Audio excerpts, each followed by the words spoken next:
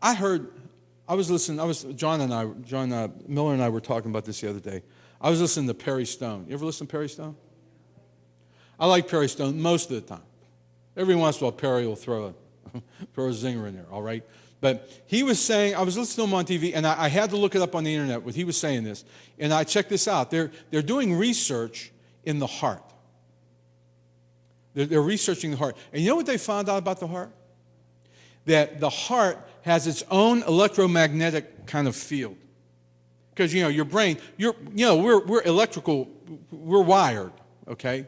That's, there's electrical impulses. That's why they put a pacemaker in. That's electrical. It makes things go. Well, what Perry Stone was saying was the heart almost has its own brain. And I heard him say that, and I said, Perry, I hope you're not getting it's just, because I've heard him. I like Perry Stone, but sometimes he'll say some things. So I looked it up. And they're doing, there's a site called Heart Math or something. I can't remember. But they're doing research, and they're finding out that the heart works independent of the brain. I always thought the brain sends pulses, and heart, all it does is pump blood. But it doesn't. So when God sets us apart, He sets us apart. And when your heart is given to the Lord, people can tell. I really believe that. I believe that there's an actual sense. It's not ESP. It's not some kind of New Age, channeling thing. But there are things about us that I believe that people can tell. If there's something about you, if you love Jesus Christ, and they spend enough time with you, they're going to be able to tell there's something different. He says, verse 3, concerning His Son,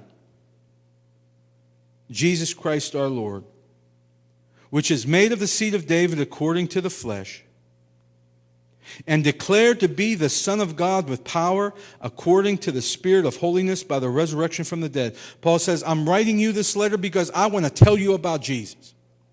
See, these folks in Rome, Paul had never met them. He had not been there yet. This was before his journey to Rome. He had heard about them. There were others who had gone forth from the churches and had traveled there and brought the gospel there. And there was a group of people, there was a congregation there in the city of Rome. It was not in the Vatican. It wasn't there yet.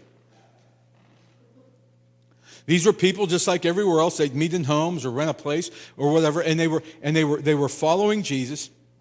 He said, I want you to know that Jesus was made of the seed of David according to the flesh, and declared to be the Son of God with power according to the Spirit. So Jesus was completely God in the Spirit and completely man in the flesh.